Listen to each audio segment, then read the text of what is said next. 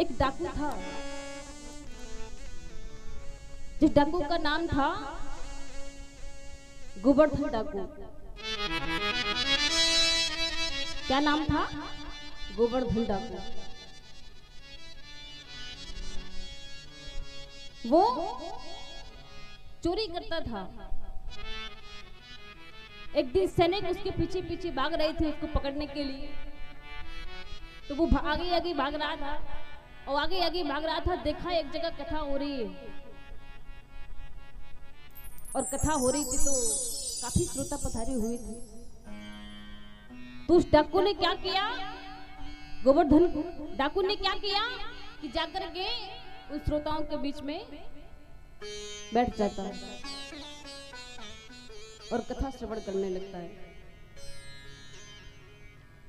अब वो कथा थोड़ी न श्रवण कर रहा था, कथा थोड़ी न सुन रहा था, वो तो बचने के लिए कथा में बैठा है। लेकिन जो व्यास जी थे, व्यास जी का नाम था परशुराम व्यास जी। तो वो जब कथा श्रवण करा रहे थे तो भगवान की सुंदर सुंदर लीलाओं का वर्णन कर रहे थे। भगवान कैसे दिखते हैं, ठाकुर जी कैसे दिखते हैं। ठाकुर जी छोटे से हैं, महाराज स्वर्ण का मुकुट लगा है और कमर में करधनी पहनी हुई है, पांव में पैजनियां पहनी हुई है। बड़ा सुंदर वर्णन सुना रहे हैं। वो गोवर्धन डाकू जो है वो बढ़िया सुनते रहा, मन लगाकर सुनता रहा। इसके बाद जैसे ही कथा विश्राम हुई, सभी श्रोता अपने अपने घर चले गए और जो वो डाकू था वो जाकर के व्यास जी के पास पहुंचा। सभी लोग ध्यान से सुनना। व्यास जी के पास पहुंचा और व्यास जी से कहा, कहां मिलेगा? व्यास जी कहने लगे, कौन? बोले वही जिसके बारे में अभी आप बता रहे थे कि स्वर्ण का मुकुट है, स्वर्ण का हार है।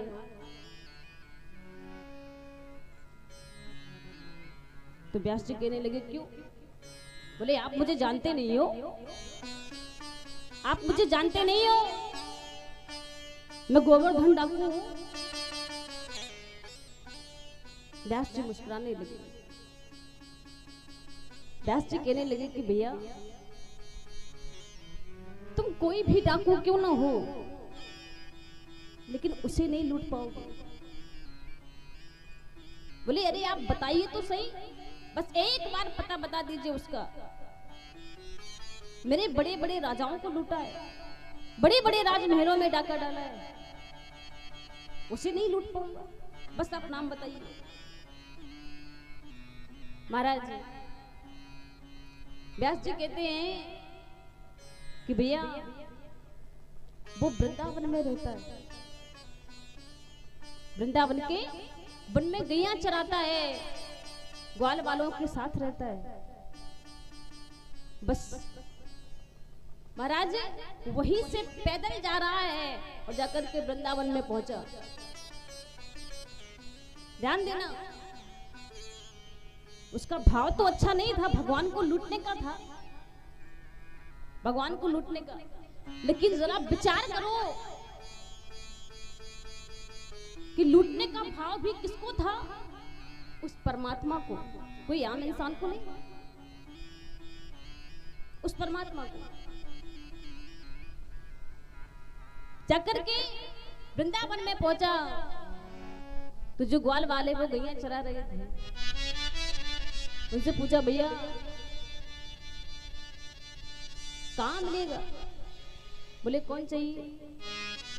बोले इस वृंदावन में श्याम सुंदर है ना, गैया चराता है, वो कहां मिलेगा? ग्वाल वाले कहने लगे, भैया कौन श्याम सुंदर? अरे वही जो स्वर्ण का हार पहनता है, स्वर्ण का मुकुट है, पांव में स्वर्ण की पैजियां हैं। तो ग्वाल वाले कहने लगे कि भैया वो युग दूसरा था। अब वो श्याम सुंदर नहीं मिलेगा आपको। बेचारा बड़ा परेशान, जहां जाए सबको यही कहे कि वो श्याम सुंदर नहीं मिलेगा। हार गया, थक गया और एक जगह बैठ करके रोने लगा और कहा कि श्याम सुंदर बस आप एक बार मिल तो जाइए, एक बार मिल जाइए। रोने लगा, दोनों आंखों को बंद करके रोने लगा। ध्यान देना भैया, वो भगवान को लूटने के लिए गया था, लेकिन लूटने के भाव से भी जब वो रोने लगा और भगवान से कहने लगा श्याम सुंदर आप एक बार मिलिए तो सही, बस एक बार मिल जाइए। क्योंकि हम और आप भगवान को बुलाते हैं, लेकिन जब हम भगवान को हृदय से बुलाएंगे, हमारे हृदय में वो तड़प होनी चाहिए भगवान की। वो डाकू रोने लगा और श्याम सुंदर से कहता है कि श्याम सुंदर बस एक बार आप मुझसे मिलिए तो सही। और जैसे ही कहा तो महाराज भगवान ग्वाल वालों के साथ गैया चराते हुए 5-6 साल के, 5-6 वर्ष के गैया चराते हुए जैसे ही उसने अपनी आंखें खोली तो सारा दृश्य बदल गया। सुंदर सुंदर गैया आए, बड़े बड़े सींग है गैयों के। और आज भगवान कहते हैं ग्वाल वालों से कि ये मेरा एक अनोखा भक्त है। गोवर्धन डाकू जाकर के भगवान के पास गया और जब भगवान के पास गया तो क्या किया कि महाराज गोवर्धन डाकू ने एक कपड़ा लिया और जाकर के जमीन में बिछा दिया। अब भगवान से कहता है क्यों, ये स्वर्ण का जो मुकुट लगा है ना, ये स्वर्ण का जो हार पहना है ना, रखो इसमें। भगवान से कहने लगा रखो इसमें। भगवान तो भगवान है। भगवान कहने लगे क्यों, तेरे बाप का है क्या? भगवान थोड़ी ना डरेंगे। भगवान कहते क्यों, नहीं रखूंगा। गोवर्धन डाकू कहता नहीं रखो, इसमें रखो, सब उतार के रखो। लेकिन भगवान कहते नहीं रखूंगा।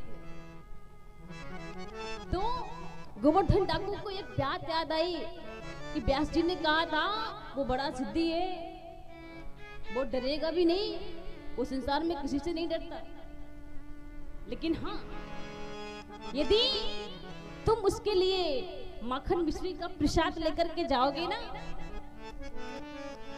तो तुम जो कहोगे वो स्वीकार कर लेगा। तो वो माखन मिश्री का प्रसाद भी लेकर के गया था। माखन मिश्री का प्रसाद निकाला और कहा श्याम सुंदर माखन मिश्री का प्रसाद पाओगे? भगवान बोले हाँ हाँ क्यों नहीं, जरूर पाऊंगा। अब जो डाकू था गोवर्धन, वो विचार कर रहा है अब बात बन जाएगी। देखो माखन मिश्री का प्रसाद में लाया हूँ, जितना भी जेवर पहना है वो सब रख देंगे, बात बन जाएगी।